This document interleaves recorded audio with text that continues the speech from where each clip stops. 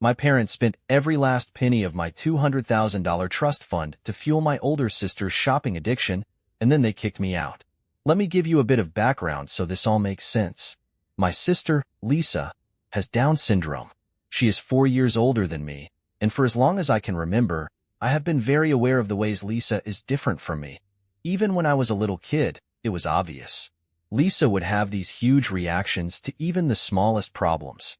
If things did not go exactly how she expected, she would scream, cry, or completely lose it in a way that other kids her age just didn't.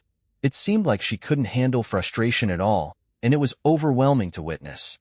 Lisa also had a really hard time making friends. She did not seem to understand how to read social situations and often came across as rude or too blunt, even though I knew she did not mean to be. This made other kids uncomfortable, and they usually avoided her. She was lonely, and my parents noticed that to try to make up for it. They constantly pushed me to include her in everything I did. Anytime I had plans with friends, they would insist that I bring Lisa along. At first, I was okay with it. I figured it might help her make friends through my group, and I wanted to be a good sister. But honestly, it did not take long for things to get really difficult. Lisa struggled to fit in with my friends. She didn't know how to act in group settings, and sometimes she would do things that made everyone uncomfortable. If someone had something she wanted, a toy or even food, she might grab it or even hit them. My friends didn't know how to handle that, and honestly, neither did I. Over time, my friends stopped wanting to hang out with me altogether if it meant Lisa would be there too. I completely understood why. We were just kids, and they did not want to deal with her unpredictable behavior. Honestly, I didn't either. As much as I loved Lisa and understood her challenges, I started to feel trapped. I couldn't have a social life of my own. My parents guilted me every time I tried to do anything without her. If I wanted to hang out with friends on my own, they would hit me with lines like, "Sisters are supposed to stick together," or "How could you even think about leaving her behind?" My parents had this way of making me feel like I was a selfish person if I ever wanted anything for myself. They would constantly remind me that Lisa needed me, or they would say things like, "You are her sister. It is your responsibility to look out for her."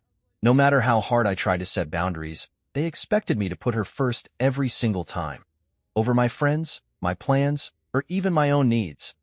The hardest part of all of this was that they never seemed to focus on helping Lisa adjust her behavior or learn the skills she needed to fit in better. It was like they just assumed that I would pick up the slack in her social life. They never sat her down to explain why sharing or being kind might make it easier for her to connect with people. Instead, they left me to bridge the gap entirely on my own end. As a result, over the years, I became Lisa's only friend, by default. Do not get me wrong. I love my sister deeply. She is family, and I know none of this is her fault. I cannot imagine what it must feel like to face the challenges she deals with every day. But at the same time, do you have any idea what it feels like to be the forgotten child in your own family?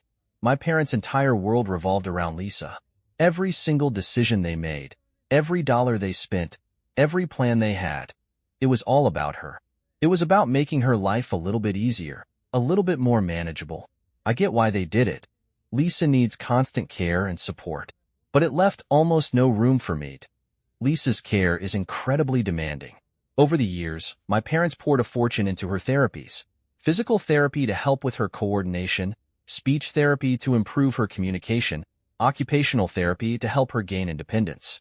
On top of that, there were endless doctor appointments, tests, and evaluations to monitor her progress and keep her healthy. I understood why it all mattered, but sometimes it felt like I was invisible in my own home. They were so focused on Lisa that I often wondered if they even noticed me. One of the most difficult parts of living with Lisa is her low impulse control. She does not really understand boundaries, and it is nearly impossible to enforce them with her. For example, Lisa is completely obsessed with the color pink. If she sees something pink, whether it is a wallet, a stuffed animal, a sweater, or even someone else's belongings, she has to have it. It is like she is drawn to it by some invisible force. Once she gets her hands on something pink, she will not let it go. And if anyone tries to take it from her, she has a full-blown meltdown. I am talking about tears, screaming, and sometimes even throwing things. It has caused so many awkward situations, especially in public, My parents are constantly put in positions where they have to smooth things over with strangers. They have even bought random pink items off people just to keep Lisa calm. Over the years, I have seen them buy everything from pink toys to clothing, to things that are completely useless just because Lisa would not let go. Some of the things my parents bought for Lisa held little to no value for the rest of us, but to her, in that moment, they were everything. I get why they did it. For Lisa, these things were not just wants. They felt like uncontrollable needs. But watching my parents pour so much money, energy, and time into meeting those needs, without much thought for anyone else, often left me feeling like an afterthought. The way my parents raised Lisa has had long-lasting consequences. Their approach to keeping her happy eventually spiraled into something that can only be described as a shopping addiction. At first, it seemed harmless. Every weekend, my parents would buy her something pink, a toy, a bracelet, or some other small item. It was their way of rewarding her and bargaining for her cooperation during the week. They would tell her, "If you want that, you have to be a good girl," and Lisa would quickly agree. What started as a simple arrangement turned into a full-blown family tradition. But these pink items, they are not cheap. Many of the things Lisa wants are custom-made or rare, which means they often come with a hefty price tag. For a long time, I never gave much thought to how my parents were able to keep this up. Week after week, year after year, they bought her things, and I just assumed they had it under control. Then, I found out the truth, and it hit me like a brick wall. My parents were not paying for all these things out of their regular budget or savings. No, they had been quietly draining the trust funds my grandparents set up for us to cover the growing expenses. When I was born, my grandparents had generously created trust funds for both me and Lisa. Each of us received an equal amount, meant to secure our futures. For Lisa, the money was intended to support her medical treatments and specialized care. For me, it was supposed to be used for college or buying a house. My grandparents made sure both of us knew about these trust funds growing up, so we would always have something to rely on. It was a thoughtful, meaningful gift, and I grew up feeling secure knowing that the money would be there when I needed it. When Lisa turned 18, she got access to her share of the trust fund. Since she still lives with my parents and depends on them, they became the ones managing her portion. They used the money for exactly what it was meant for, her therapies and medical needs. As her treatments became more intensive over time, her trust fund helped to cover those costs. Lisa's trust fund had covered everything from her medical treatments to the resources she needed for daily living. I never questioned it because I knew that money was meant for her care. But when I turned 18, I naturally assumed I would receive my own share of the trust fund. Just as I had been promised all my life, I already had plans for it. The money was going to pay for my college tuition, and after that, I intended to save the rest to help me transition into adulthood. I had mapped out my future, relying on that fund to give me a solid foundation. What I did not realize was that everything I had been counting on was about to be ripped out from under me. Last week, my grandparents hosted a big celebration for my 18th birthday. They had thrown a similar party for Lisa when she turned 18, so I had been looking forward to this day for a long time. They invited the entire family, and for once, everything felt perfect. I was surrounded by people I loved, enjoying the kind of day where nothing could go wrong, or so I thought. After we cut the cake, my grandparents stood up to make an announcement. They told everyone how proud they were of me for growing into the person I had become and shared how excited they were about me starting college. Then, they revealed their special birthday gift. I would now be receiving the trust fund they had set up for me years ago. The room erupted into cheers and applause, with family members congratulating me on such an incredible gift. I felt overwhelmed with gratitude, hugging my grandparents and thanking them for everything. But even in that joyful moment, something felt off. My parents were the only ones in the entire room who did not look happy. While everyone else was clapping and smiling, they stood off to the side, exchanging uneasy glances.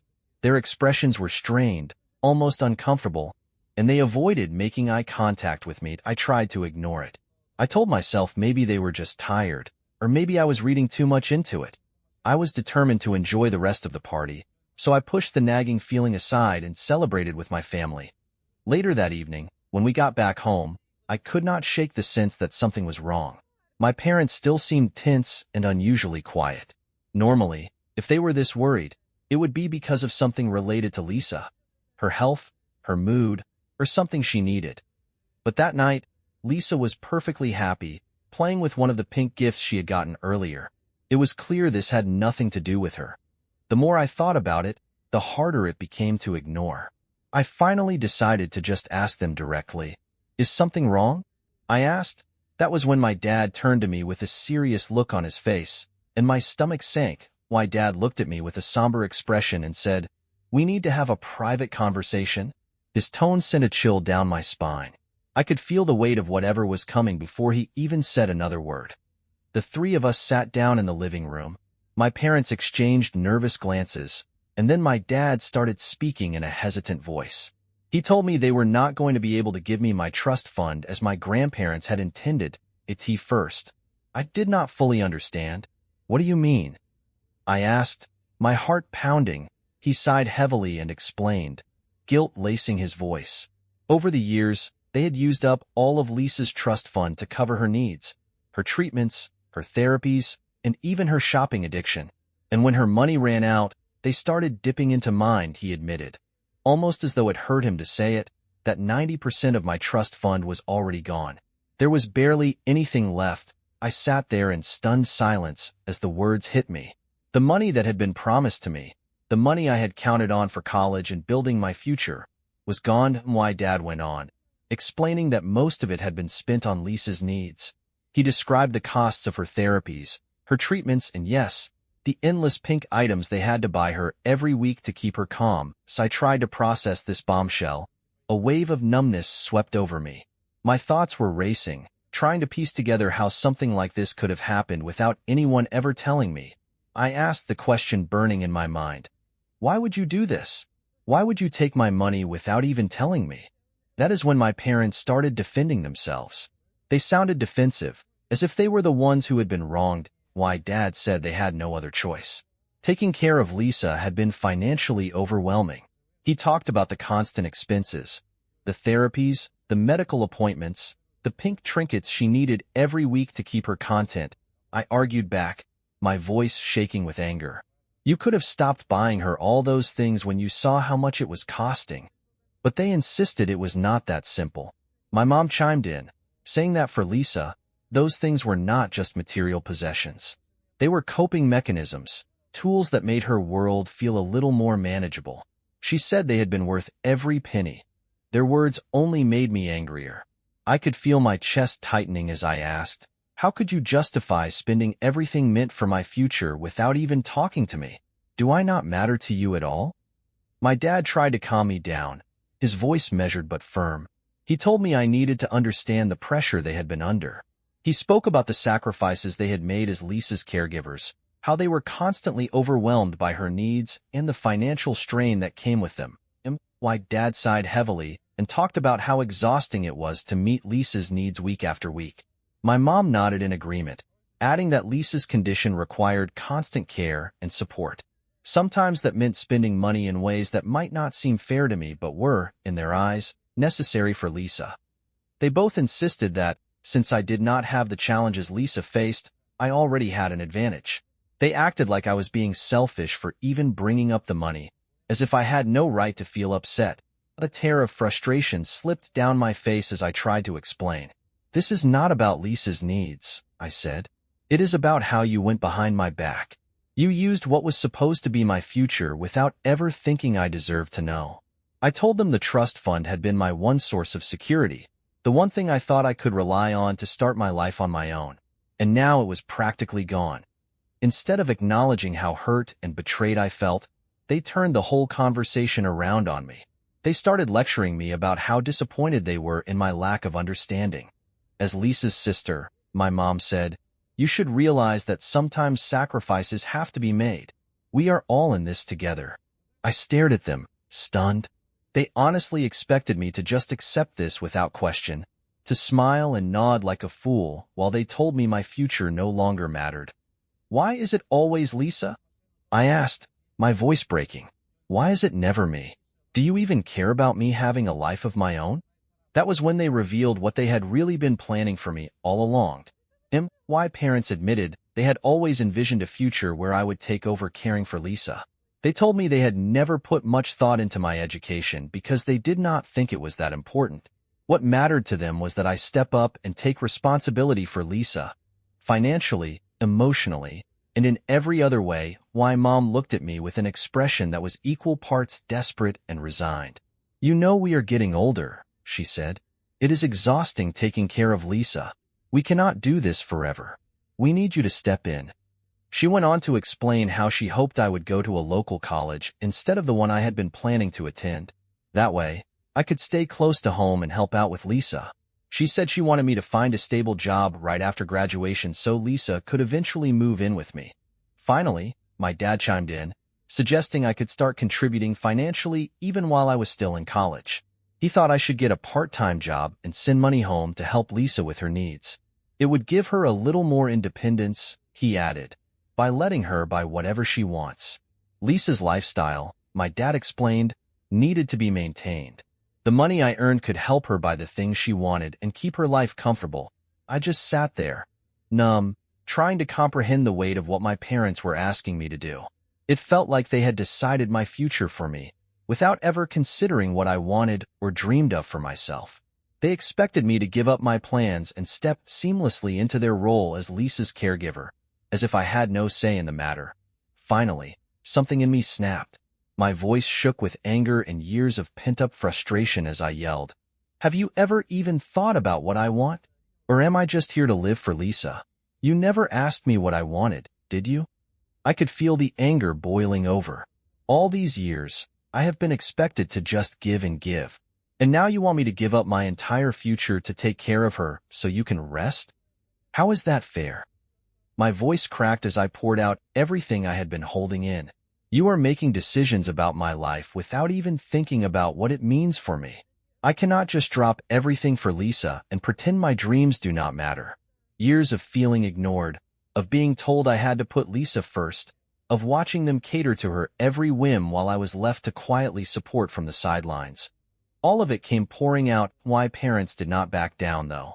They tried to convince me I was being selfish. They said I needed to think about Lisa and how much she relied on me. It was like they expected me to fall in line without question, as if my own plans and desires were irrelevant compared to what they believed was best for Lisa. Since that conversation, I have barely spoken to my parents. The resentment I feel toward them is overwhelming. I have been ignoring their calls and avoiding them altogether because I cannot bring myself to deal with their excuses anymore. I am seriously considering reporting them for stealing my trust fund and using it on Lisa. Update 1. Wow, this post has blown up in just a few hours.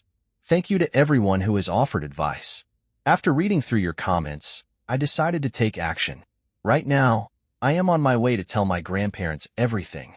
Since the trust fund came from their money, I feel like they need to know what happened and be involved in figuring out what to do next. I plan to explain the whole situation to them and let them take the lead. I trust their judgment and believe they will have my best interests at heart. The reason I had kept quiet for so long was that I genuinely thought my parents would come around and do the right thing. But clearly, that is not going to happen. Update 2. It has been 2 weeks since my last update, and a lot has happened. I did tell my grandparents everything, and they were completely shocked when they found out my parents had used my trust fund without my permission. That same week, things came to a head when my grandparents decided to confront my parents about what had happened. When my grandparents confronted my parents about what happened with my trust fund, the tension in the room was overwhelming. My grandparents had worked so hard to set up those funds for Lisa and me. They wanted us both to have the financial support we needed to build our futures. So finding out that my parents had secretly drained the money left them furious. My mom and dad tried to defend themselves with the same story they had given me.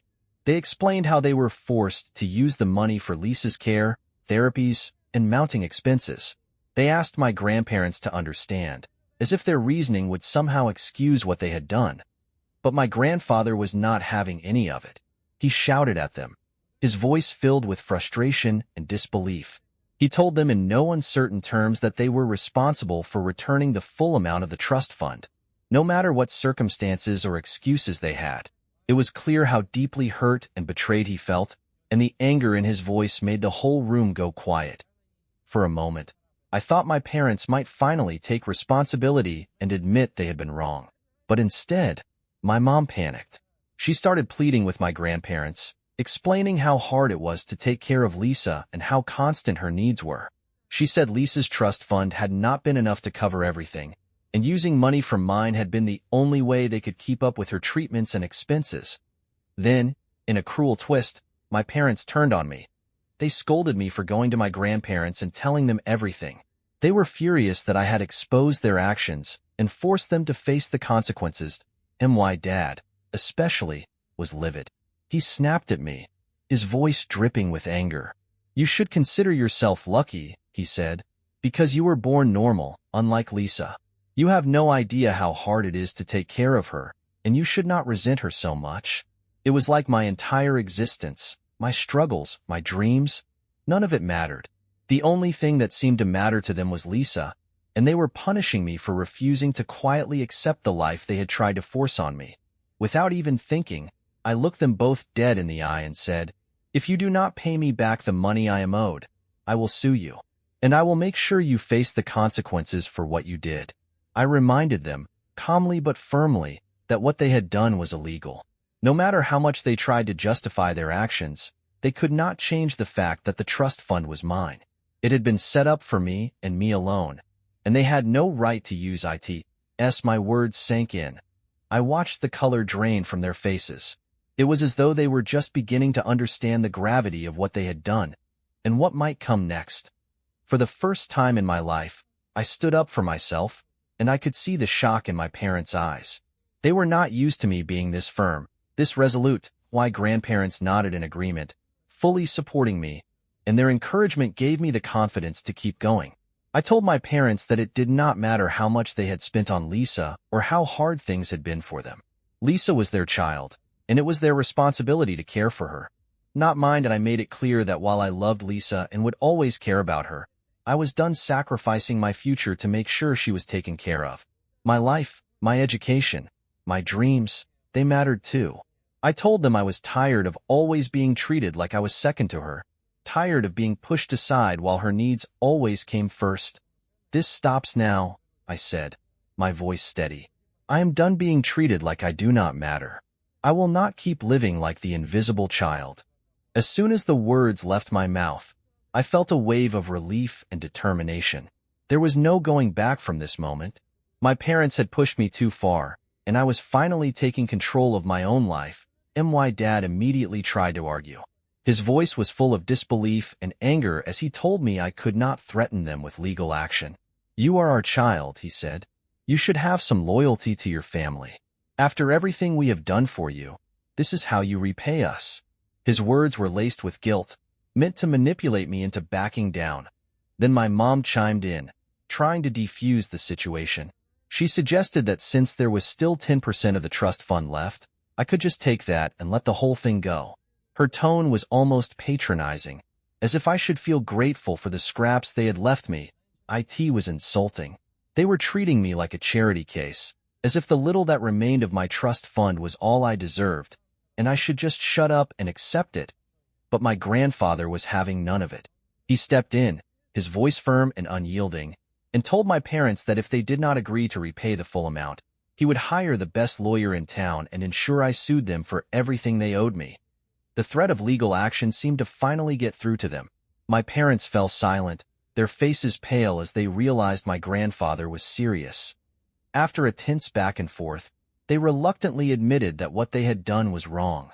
Still, they asked my grandparents for time to think about how to handle the situation. But the fallout did not stop there. My dad was furious with me. He could barely contain his anger over the fact that I had gone to my grandparents and exposed everything. My dad's anger boiled over. He told me he never wanted to see my face again. He said I had betrayed the family and that he was done supporting someone as selfish as me, someone who could backstab their own parents like this. Hearing this, my grandparents immediately stepped in. They told me I was always welcome with them and that they would support me in whatever way I needed as I figured out my next steps.